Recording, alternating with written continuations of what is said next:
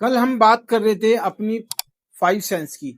तो जो हमारी 5 इंद्रियां हैं, ये पांचों इंद्रियां जैसे कि मैंने कल भी बताया था आपको, आंखें, नाक, मुंह, कान, स्किन। तो क्या होता है कि इस एनवायरनमेंट से हमारी ये पांचों सेंस यानी कि पांचों इंद्रियां डाटा कलेक्ट करती रहती हैं। तो वो डाटा किस तरह के हो सकते हैं आपको पता है। आप जिस एनवायरनमेंट में जाओगे उसी एनवायरनमेंट से उसी तरह के डाटा ये कलेक्ट करती हैं। जैसे सपोज करो मैं एक अच्छे रेस्टोरेंट में गया, मैंने खाना खाया, तो कुछ मैंने सेंस किया, या मैंने बाहर निकला, मैं घर से मैंने देखा रोड के ऊपर कोई सीन देखा, कोई इवेंट देखा, तो वहां से मैंने डाटा कलेक्ट किया।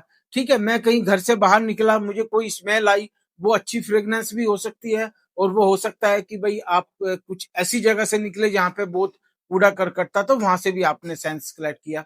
या आपने सपोज करो किसी चीज को टच किया, किसी भी चीज को टच किया, देखा ठंडा गर्म या किस तरह का है, ये भी आपको आपने एक एहसास किया। तो ये पांचों सेंस जो था इस एनवायरनमेंट से डाटा कलेक्ट करती हैं। और ये डाटा कलेक्ट करके, पहले क्या होता है कि जब हम डाटा कलेक्ट कर रहे होते हैं, during the collection of data, हमारी जो था कॉन्शियस माइंड एक्टिव रहता है। कॉन्शियस माइंड क्या है, अभी जैसे हम और आप बात करें, आप मेरा वीडियो देख रहे हो, या मैं आपको कुछ बात बता रहा हूं, या मैं शूट कर रहा हूं, तो मेरा कॉन्शियस माइंड एक्टिव है। अभी सबकॉन्शियस माइंड का इसमें कोई रोल नहीं है। अब होगा क्या कि ये पांचों इंद्रियां जो भी डाटा कलेक्ट किया इस एनवायरनमेंट से, सब कॉन्शियस माइंड के थ्रू सबकॉन्शियस माइंड में उसको जो था भेज देंगे। एक प्रोसेस होता है, यानी कि जैसे ही मैंने डाटा कलेक्ट किया और कॉन्शियस माइंड के थ्रू डाटा कलेक्ट किया, वो कॉन्शियस माइंड हमारे सबकॉन्शियस माइंड में ये डाटा प्रोसेस करके भेजता है। यानी कि इसमें से कुछ डाटा वो फिल्टर कर लेता है, जो डाटा उसके काम के होते हैं, उसको लगता है कि मुझे फ्यूचर में ये काम आएगी, तो वो डाटा हमारे सबकॉन्शियस माइंड में चले जाते हैं।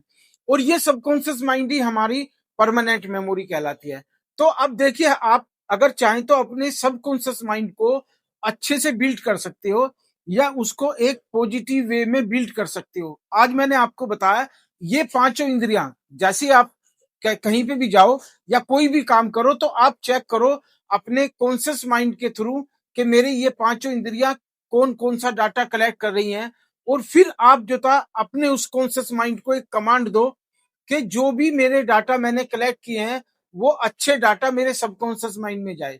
या क्योंकि जब हम कॉन्शियसली बात कर रहे होते हैं या अपने माइंड को कॉन्शियस वे में रखते हैं, कॉन्शियस कंडीशन में रखते हैं, या अवेयरनेस कंडीशन में रखते हैं, तो हम हमें खुद पता होता है कि यार ये डाटा मेरे काम का है कि नहीं है। तो आपने क्या करना है, आप चाहते हो अगर कि आपका सबकॉन्शियस माइंड अच्छे से बिल्ट हो, उसमें कोई चीज गलत स्टोर ना हो, तो अपने कॉन्शियस माइंड को की अवेयरनेस को बढ़ाइए।